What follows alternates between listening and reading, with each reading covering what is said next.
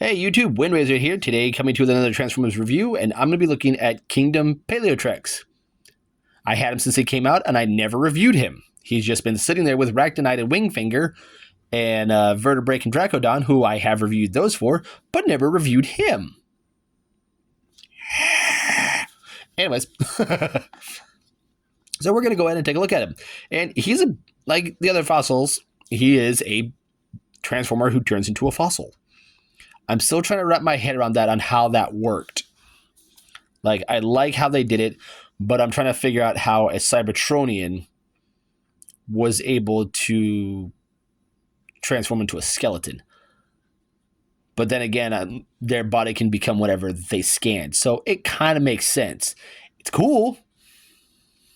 In a creepy way. But yeah, I love the details on the skeleton, especially the skull. You see his robot head there. But the Tyrannosaurus skull, I love the detail on it. Very nice. Very accurate. When we come up here, we got the neck. We have all these ports and pegs. Very nicely detailed and nicely painted and sculpted. Like all around good figure. Posability on this guy in his dino mode. The tail can move up and down at this hinge. It can rotate at 2 points at the base of the hinge, at this joint here, and another joint right here where the tail connects to it. The legs are on a peg and hinge, so they can move forward and back, in and out, and come right off.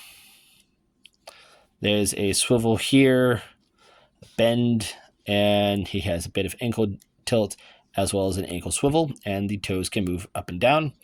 The little tiny arms are on a ball joint, and they're also nicely sculpted very well. The head can look up and down, and the mouth can open and close very wide.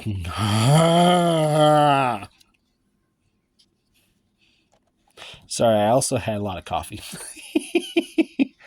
But yeah, I do have one of my other fossilizers, so I thought I'll get those out real quick. All right, so I have Ractonite here with me. I just gotta put his butt back on. So here's his Predacon brother, or brethren. Move that book out the way.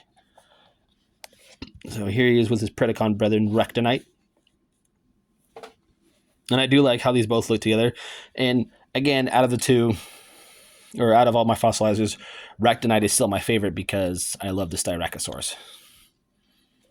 I do have Wingfinger, but he's currently in his robot configuration, so he'll be reviewed for that. He'll be there for that comparison. But I do have Wingfinger's head, so you can see the size of the skull compared to a Tyrannosaurid. And he's more of like, instead of being a Tyrannosaurus, because he's smaller, he's more of the cross of either an Albertosaurus or a Tarbosaurus. And they were a smaller version of T-Rex. But yeah, so let's go ahead and transform him. And just like the others, we have to rip him apart. So we're going to come here to the base of the legs, take these off right at the knee. Go ahead and take these out right at the hip.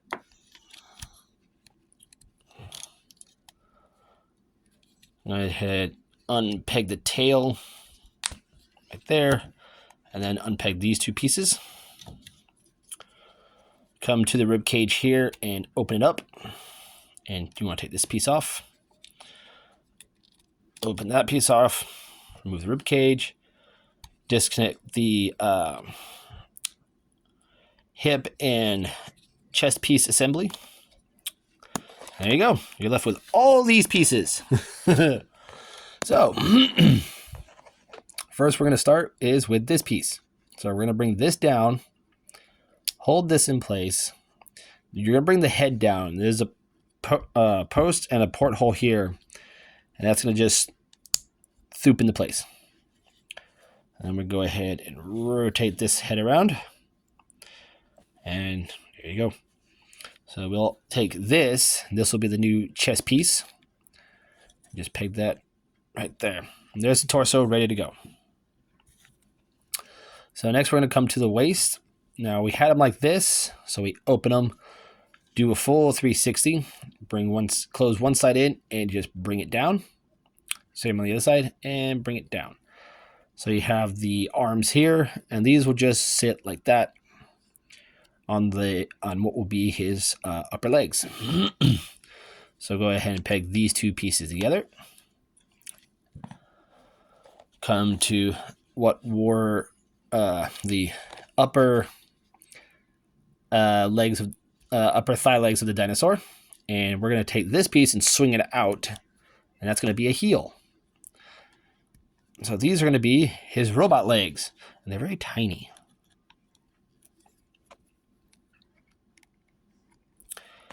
And there we got his legs all done. Now we're going to We're going to gum to the arms. We're going to come to the arms, and we're going to use these two pieces. So this is going to be his right arm, and this is going to be his left arm, like so. So you're going to fold the peg in. You're going to take this piece and rotate it a full 180. So you have these pegs on the inside of the arm. Go ahead, peg that in. Do the same on the other side. On this, where these ports are, rotate them the complete opposite direction. Okay. And peg that in.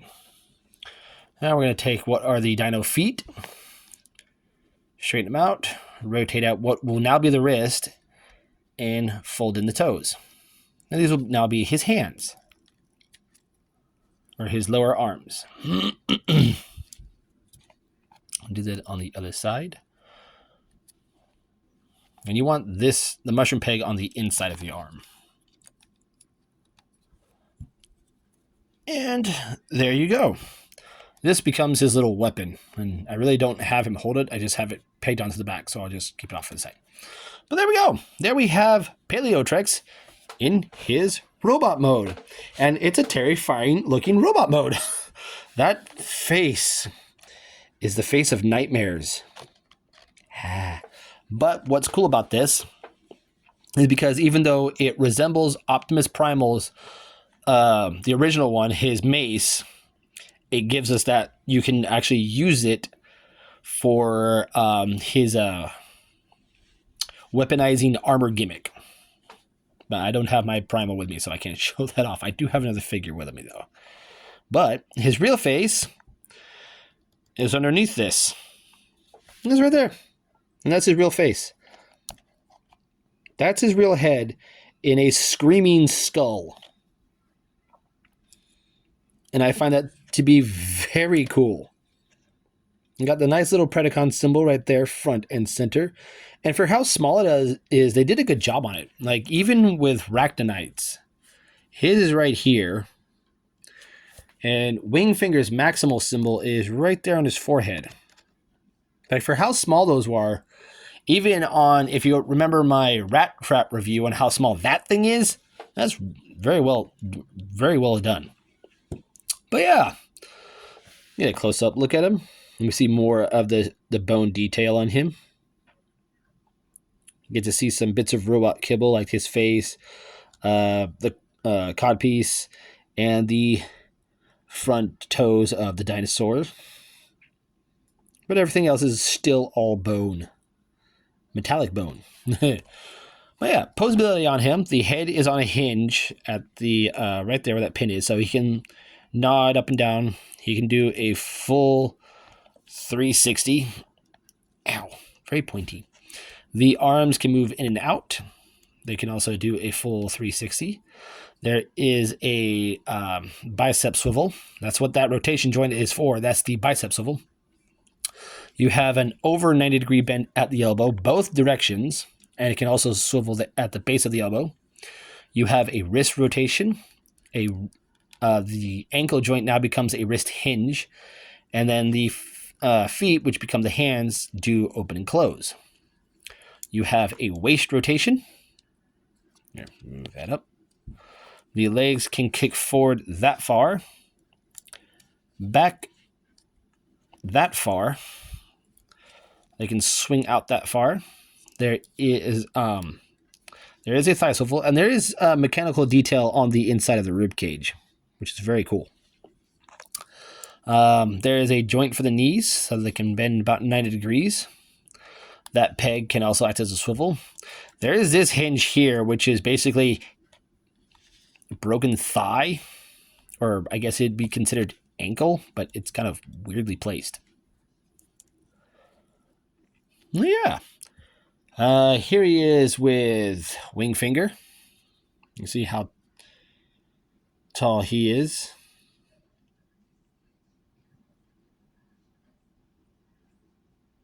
I had an unknown number trying to call me. You can see how tall he is. Wing finger's going off the screen there a bit. Yeah, very cool. Now, he does have what's called a weapon gimmick. And we're going to have to take him apart again. So I'll be right back. All right, so we got him all in all his pieces. And what you're also going to do is you're going to need to rip the head out. Like so. So there's that. There's the mace. So what we're going to do is we're going to unpeg the dino head. And basically have it like that. So that's all you need to do for this. We're going to take the backbone and the tail pieces and combine them up together. Oh, and I forgot to show off before I do that. There, if you don't want to have him hold this weapon, there's a spot right there on the back. And when it's in robot mode, you can just hold right there. Anyways, go ahead and peg this all together. And yeah, you want to keep this wrapped around like that. So now you have this giant axe. This will just be a shield. We're going to take this piece, bring these up like so, and basically reassemble them. Reassemble kind of like the dino legs, but we're going to put these here. And then we're going to rotate these. And these will peg on here and kind of be like little grabby claws. So we're going to go ahead and bring in Magnificus here. And I can't back up any further because... There we go. I'm as far as I can get. So we're going to take this piece, peg it into that hole right there on Magnificus's back. Like so. This was supposed to peg here, but we're going to peg it up here. Do it a little different. You have the shield, which will go here. You will peg into that back whether you like it or not. There we go. And then we just give him the little mace. And the giant freaking sword. Or axe. Alright. So there you go. There you have a combined weapon mode. So that's what the back's going to look like. That's just one of many configurations. I don't remember how to do the rest. But yeah. There is a thing you can also do. And I don't know if I really want to do that because it's a mess. You can basically take Ractonite here, Paleotrex, and Wingfinger, and combine all three. I'm not going to do that. The reason why being is that it is a nightmare to put together. And it doesn't function well. It's a floppy mess. Like you have to have a type of figure stand in order for it to work.